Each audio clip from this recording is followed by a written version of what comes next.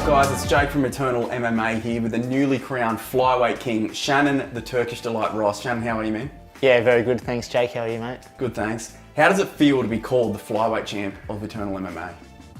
Yeah, it's cool. It's got a cool ring to it. It's another little tick in a box on my goal list. Yeah, it feels good. How satisfying was it to win by TKO in the third round of a fight that had everybody out of their seats? That's how I come to fight, man. I've been trying to stop fighting like that, but you just get in there and get amongst it, and that's just where it goes. Like pulling the people out of the seats, they pay their hard-earned money. I want to entertain. I don't want to be going to decision ever. So that's just the road it follows, I think. Totally. And Paul Loga, I don't think he's ever been in a boring fight in his life. Did you find that Paul, just being so young, so hungry, had so much to win in that fight that he brought something out in you? Yeah, definitely. From the start, when the fight was spoken about and announced, that fight got me hungry because I knew Paul was going to be there. In the fight, he was calling me on and he was trying to get me in that brawl, and it was hard to stay composed and sort of stick to my game plan. And yeah, Paul really brought it out of me. That whole fight camp, there was injuries, there was niggles, I've got a baby on the way. But just knowing how hungry he was going to be to come and try to take what was rightfully mine, yeah, it kept me going. That's awesome, man. So going back to injuries and everything else that you've got going on, you've had a pretty storied career, especially for an Australian fighter. What has led to this moment, everything you've gone through to come and finally be the champ? I think it's just life. Life has just led here. Just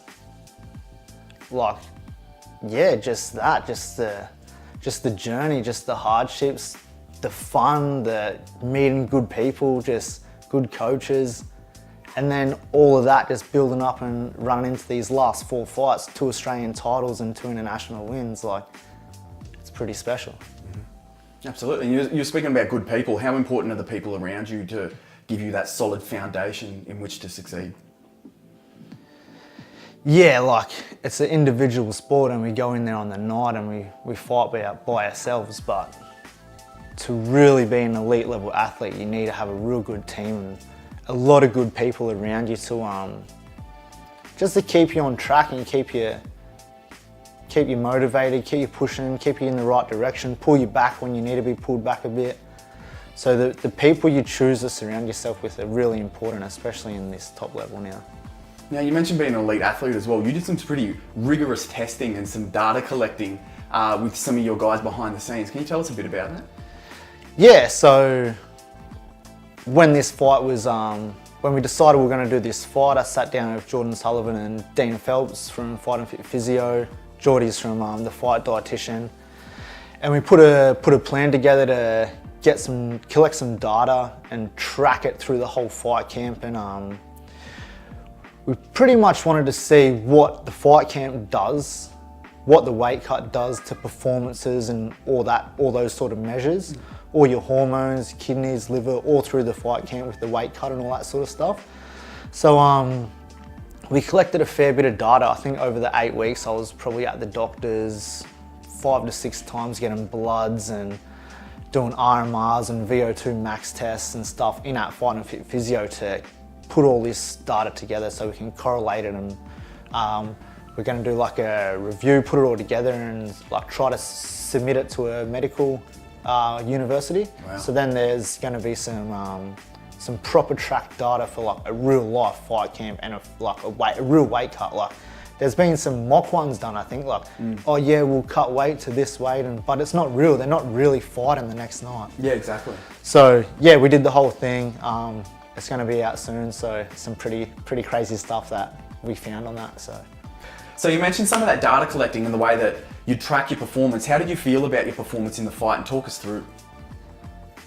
Oh, I think my performance speaks for itself. Obviously, Dean and Geordie kept all the results and all the measurements and stuff away from me until post-fight. And that was probably a good thing, because with the markers we got back, I probably didn't want to know what they were before the fight. So the performance itself, I felt I put the best fight camp I've probably ever done. Like, people say that shit all the time, like, yeah, best fight camp, I'm the fittest, I'm the strongest, like, whatever. But like, I didn't miss anything this fight camp, and we tracked so much stuff. I think that's how we got the best performance out of me, because we knew where my body was at. We knew if we needed a down day, if we needed to rest. We knew we were doing like heart rate variability testing every day, VO2 max testing, seeing how many calories my body was burning, see what we could do with the diet, change it up, change it down. So it was like a massive difference in just the performance in the fight camp itself to lead into the fight. So tactically during the fight, you were doing some things that definitely got the crowd out of their seats, but you were throwing those flying knees when you got Paul backed up. And I noticed you were actually shooting for a takedown. You were blending the two as well. Is that something you had specifically for Paul, or was that something that you just sort of did on the fly? Was it in camp? No, that stuff I've just mixed up for forever. Like, I really believe I mix everything together better than anyone that I've sort of seen do it in Australia. The way you can put boxing and wrestling and faking and shooting and coming up and low, like, I really, like, fighting is very smart. And if you don't have fight IQ and how to work that out and work out what's happening every 2 seconds of the fight, you'll get left behind and you'll probably get TKO'd. Yeah, right. So, I mean, there was some evidence of that in the third round. When you came out into the third round, you landed that massive shot on a guy like Paul Logan, who's an incredibly hardy fighter. When you hit him, did you know that he was in trouble? yeah, once I pulled my head back on center line and I looked back to where he was, and I could see that look in his face, and just, it was sort of just like, I'm fucking done, like. And then it was time to pressure and push forward because he was hurt. And as we were talking about fight IQ, a guy, when you start hunting a guy, he's either gonna run or he's gonna fight back. So in fighting, he's gonna throw hands or he's gonna shoot. So what's the best way to beat both of them things? It's to come high with the knee, so if he shoots, it hits him, and you stay away from the hands as well. So that's, when I was pressing forward, that's just that split second, you've got to work out what's coming next. Or I could have been cracked and I could have been put away. Because dudes are dangerous when they're hurt. And a guy like Paul has that fighting instinct and he's just tough and durable. So you just got to be on 24/7. Like, you can't be off in that 15 minutes. There's no downtime in there.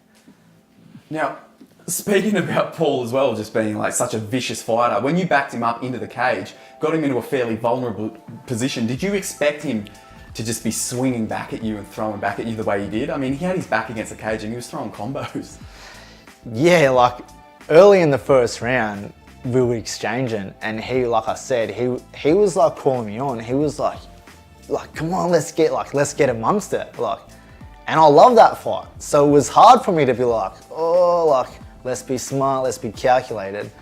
And then pressing forward, yeah, he's on the cage, he's hurt, and I'm like, fuck, I've still got to watch out here. Yeah. I've still got to watch out for, he's going to throw everything at me. He's still going to try to hurt me. So yeah, like moving in for the kill, it was like, that's probably the dangerous bit of the fight, like most dangerous bit. So yeah, just like, yeah, Paul's tough, eh? Totally, man. And being a family man and a working man yourself, like you slave away at a job during the day, do put your hours in at training at night. Thinking about your family, does that spur you on, or do you worry about getting hurt? No, like that 100% fires me up just to go harder, just to keep working, just to keep pushing to get to where I want to go to get to this dream of fighting in the UFC and one day being able to change this little story of, yeah, I was just fighting in the Australian circuit and I was good here, to now I'm fighting on the world circuit and I've changed the whole direction that my family can go. 100%. There you have it, guys. I'm sitting here with flyweight champion Shannon, the Turkish Delight Ross. Thank you.